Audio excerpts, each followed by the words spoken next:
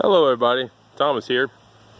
What I'm standing in front of here is my parents' barn, dream barn if you want to call it, that they've been working on. We've cut a lot of wood for this on my sawmill and my dad's sawmill. My dad's sawmill being the sawmill I used to have my LT15 go. One of the things we initially cut up, well not initially, here recently, is all this cedar fencing. So we put cedar posts in the ground, cedar boards. We'll replace the gate, that's just an old gate we had. But we have it there for just, template size. The barn itself is 64 by 84 foot. You've got a 40-foot clear span in the center with 12-foot wings on either side. The barn does have living quarters of four stalls, a tack room, bathroom, kitchen, all that stuff. And it also has a wood shop and a sawmill area, whatever you want to call it. Again, it's still under construction, but I'm going to kind of walk you through and talk about things we do, what we've cut. Some of these boards here you see in front of me are things cut on the sawmill, some are store-bought. We actually utilize the Amish to help us build this. Fantastic group of folks up here in Tennessee. They were phenomenal. We used the Yoder group up here. Absolutely can say nothing bad about their craftsmanship, the way that they put this barn together. It was just phenomenal. Because we bought these trusses, the trusses for this barn are actually from a chicken coop. So working without any plans, we put together a super straight, super large 64 by 84 foot barn. Up here you can actually see the trusses and everything. We purchased the trusses from a guy down in Florida and then brought them up here. Actually we delivered them up here.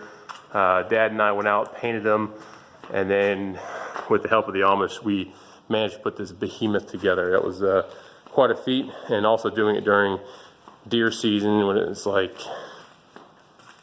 20 degrees outside and just ridiculous.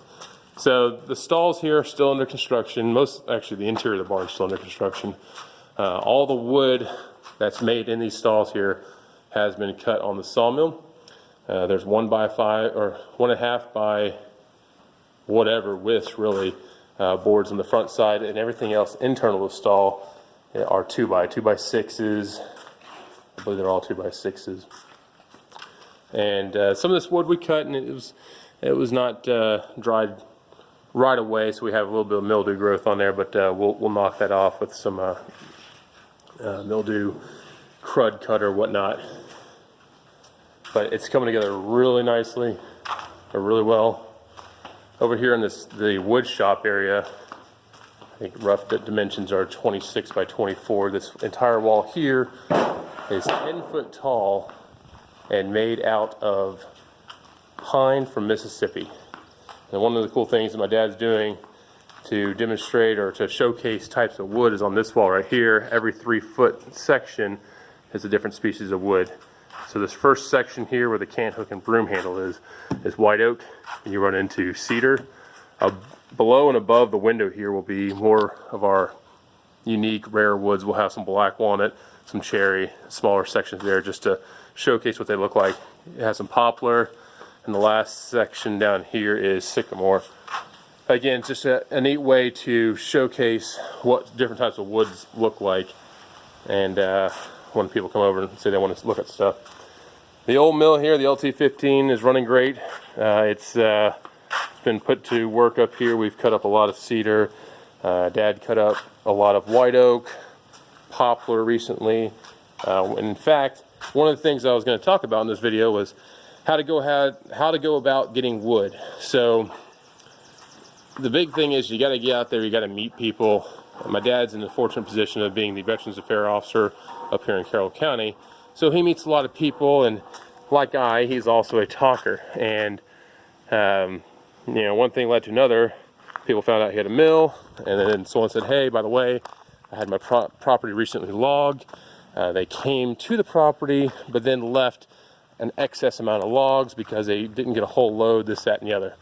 So over this Memorial Day weekend, on Saturday, in fact in the week prior, we've hauled 32 logs. And when I mean logs, these logs are just massive. We've got some white oak logs here on the first pile. The second pile is pine. Next pile is white oak again, then some more white oak, then some more poplar. And then I'm actually heading back to Mississippi, bringing back some of the larger specimens of poplar. And there's also a large white oak on the other side too. Rough estimates, I think I have about 7,000 to 8,000 pounds of logs on here. The top log being 32 inches or so at the butt and near 28 at this end. The other logs on here are 24 to 22 inches in diameter, and lengths vary from 13 to 10 feet. So quite large. So again, you gotta get out there, you gotta meet people, you gotta be, you know, willing to go look for where there's trees down. As you can see on this side, that long bottom log here is white oak. So it's a very large log. Again, rough estimates, these logs are near 2,000 pounds each. Actually, the top log may be a little bit more. But one really important thing, whenever you do get your sawmill and your shop set up and everything, you need to make sure you have ability to haul the wood properly. So in my case, I'm using my 25-foot gooseneck trailer. Beforehand, I had a 20-foot car hauler. Car hauler will do it. I will say you will beat up wheel wells on a car hauler. So I actually ended up moving up to the gooseneck trailer for the ease of getting the logs on and off on that flatbed design. But with that, you are running larger tires. You have larger axles. This is a seven-ton trailer, so you know you just have to make sure your trailer is maintained properly, and you really don't want to over exceed the weight rating. So I try to keep a pretty large buffer there, and make sure also if you're hauling heavy loads like this to have some brakes on your trailers. It's a definite must if you're gonna haul anything that heavy. So what we did in this woodlot area here is, first things first, you have to be able to get into the woodlot. This gate, there used to be a gate across here. It was at 12 foot. We've doubled that, nearly doubled that. We're up to about 22 foot wide here, which leaves ample room for a trailer to swing through. Once the vehicles come in, they're actually on a gravel portion of the driveway, but you do not want to unload your logs in the gravel to keep all the dirt and rocks and whatnot out of your logs. So we have a large enough area out here in the woodlot to turn around vehicles. Very important. And also, not only is it large enough to turn around vehicles, it's large enough to unload the logs and then use the tractor to move them to their designated locations. Designated locations we use, again, something that we had excess of. We had some railroad ties that we came across. We actually put the railroad ties down, and on the back side of each of the railroad ties we put T-posts into the ground. The most annoying thing is when you have a tractor, you're loading logs, you're trying to store them, and you load them next to a fence, and then you start pushing into that fence with the logs. You're just gonna get angry, mad, upset, because you're using hydraulic force. You'll end up messing up your fence. So always keep either ample distance away from a fence, or use some type of log stop behind your however you're storing your logs.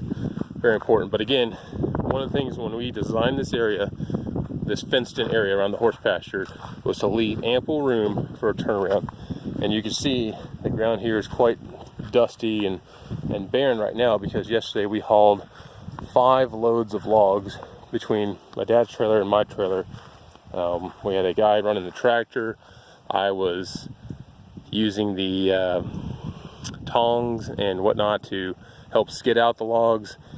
We'd get them loaded onto the trailer, not using a front end loader, using this awesome lifting, not even I don't know, he made this hydraulic lift on the back of his tractor. It was pretty impressive. We'd lift the logs onto the trailer.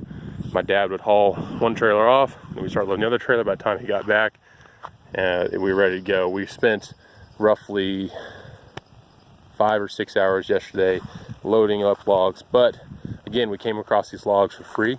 The gentleman, all he wanted in return was enough wood for 3 of his trailers. He wanted white oak floors for his trailers as well as sideboards. So we were well on our way to getting all that cut for him, but in return, there must be nearly 40 to 60 trees out there.